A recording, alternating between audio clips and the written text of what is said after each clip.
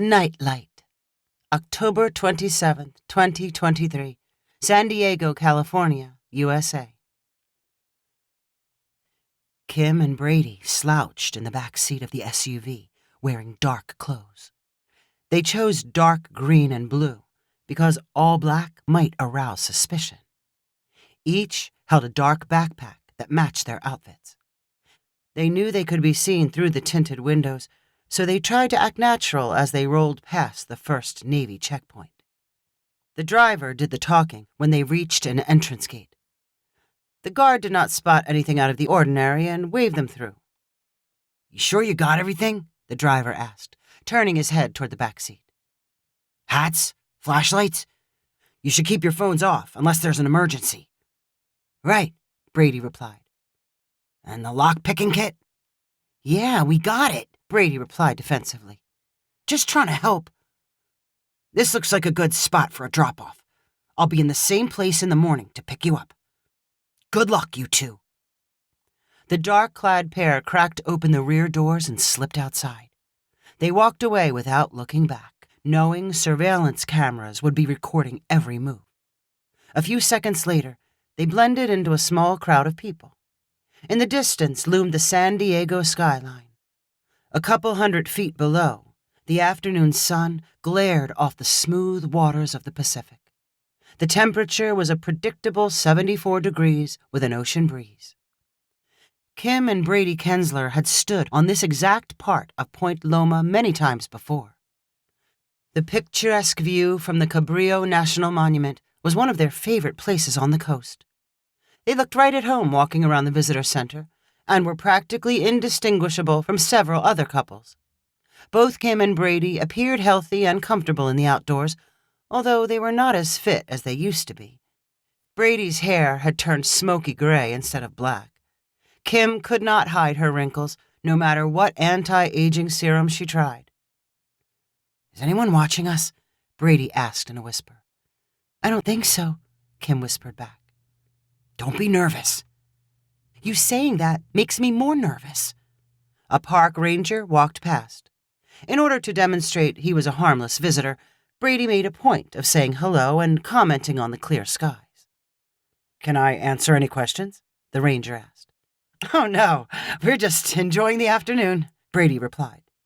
Kim self-consciously gripped her backpack's straps, praying the ranger did not ask to look inside. When the ranger continued walking, leaving the couple alone, Brady exhaled and said, "That felt like a close call. How about we hike up to the lighthouse?" "Do we want people seeing us there?" "We're blending in. Everyone visits the lighthouse. It's the whole reason this place exists." The couple climbed the hill to the highest spot on Point Loma. From there, they could see the end of the peninsula and the ocean on both sides. The lighthouse perched on the hill was built in the 1800s, but had been left dark for many years. It now served as a small museum, consisting of a whitewashed rectangular building with a giant glass lamp sticking out of the roof. While the U.S. Navy and Coast Guard controlled most of Point Loma, the area surrounding the lighthouse had been turned into a national monument run by the National Park Service. No one else was inside, as Kim and Brady admired the rooms used by former lighthouse keeper families. A spiral staircase climbed from the bottom floor to 2 small bedrooms. A ladder led up to the glass lamp. The rooms were guarded by locked plexiglass barriers. A metal gate covered the entrance to the lamp tower. Kim and Brady smiled knowingly at each other after confirming one of the locks was closed tight. Brady looked at his watch. "Probably time for us to find our spot." They retreated from the empty lighthouse and followed one of the manicured dirt paths that traced the peninsula's perimeter. The path was surrounded by prickly desert bushes that survived on the little rain that fell. Most bushes grew waist-high, but small patches were dense and chest-high. Brady already had a good idea for a place that would work. Less than 5 minutes away from the lighthouse, he carefully scanned to make sure they were alone, and then pushed his way through the sturdy bushes, clearing a path for Kim. After 30 feet of plowing, they found a mostly clear patch of ground surrounded by chest-high plants. They ducked into the secluded hiding spot and laid flat on their backs. Looking up, all they saw was sky and bush tops. "Nobody's going to see us in here," Brady said with a satisfied chuckle. "You think any people have ever been in this exact spot?" Kim whispered back. "In the whole history of the world? Probably, but not in the last 10 years. Kim listened for anyone passing nearby before saying, "I can't believe we're really doing this." The tone of her voice revealed a terrified thrill. She grabbed Brady's hand. As the sun slipped out of view, Kim and Brady struggled to find comfortable positions on the ground. They sat cross-legged, laid in fetal positions, and rolled over on their stomachs to avoid rocks and stumps sticking out of the ground. At 4:30, Brady announced that the National Monument was officially closed. "There's no turning back," he added. Kim imagined an empty visitor center with no cars in the parking lot. They continued to talk in whispers in case park rangers were still around. Kim pulled granola bars and water from her backpack to give them an energy boost. "Now we wait until it's black dark," Brady whispered. Kim repositioned herself. She had learned how to be patient. Patience was easy compared to letting go. Her previous 2 months had been unexpectedly painful when their youngest child left for college and she and Brady transformed into empty nesters. As much as they joked about finally being free from teenagers, the house felt quiet and empty. The loneliness and boredom hit Kim especially hard. She felt 20 years older. Brady often found her crying alone. She blamed it on feeling tired and adrift. Brady fought the same feelings. He wanted to prove he still had fire and energy, that he and Kim were still young and interesting enough to do something reckless and stupid. She had always loved the Point Loma lighthouse and often fantasized about living there or merely spending the night in the beds and climbing up to the light tower. "How would you like to break into Point Loma?" Brady asked one night after Kim said she was going to bed early. "What are you talking about? Why would we do that?" "So you can sleep in the beds. Watch the stars from the tower. That's something stupid teenagers would do. Why can't we still act like stupid teenagers? I mean, not totally stupid. We wouldn't break anything. We'll leave it just the way we found it." The idea quickly grew on Kim. Before she knew it, Brady scouted out the area and recruited a friend as a drop-off driver. As she lay looking up at the night sky on Point Loma, for the first time since August, Kim did not think of her empty house. Despite the adrenaline pumping through their bodies, she and Brady fell into little naps as it grew darker and colder. At 10 p.m., Brady announced it was time to move. He and Kim stood and stretched before pushing their way back to the nearby dirt path. They moved slowly and without a light. They soon stood in front of the lighthouse, which appeared as a black silhouette against the dark sky. The ocean surf below sounded louder than it had when they were surrounded by bushes. Brady felt his way to the lighthouse door. He reached for the metal latch and the lock holding the door closed. Brady already knew the model of the lock. He spent every night and weekend for the past 3 weeks practicing on every lock they would encounter. He removed his backpack and found his reading glasses and lock-picking kit. Kim aimed a flashlight beam at the slot where a key was supposed to be inserted. "Okay, let me get a feel for it," Brady said, grasping the lock with nervous fingers. He stuck his narrow tools into the keyhole and fished around. "Hold the light still," he said to Kim. "This is harder on the real thing." The lock finally popped open. Brady removed it from the latch and set it on the ground. "We're officially criminals," he said with a nervous laughter and pushed open the door. He and Kim quickly squeezed inside and then took a moment to catch their breath. "We're in. Now what?" Brady said in temporary bewilderment. "The rest of the locks." "Oh, right." Brady went to work on the locks, securing the plexiglass barriers in front of the kitchen and sitting room on the ground floor. Then he climbed the stairs and picked the locks on the 2 bedrooms. Kim tiptoed inside and delicately sat on one of the beds. "I feel like Goldilocks," she said as she bounced on the mattress. "These are a lot harder and narrower than I imagined.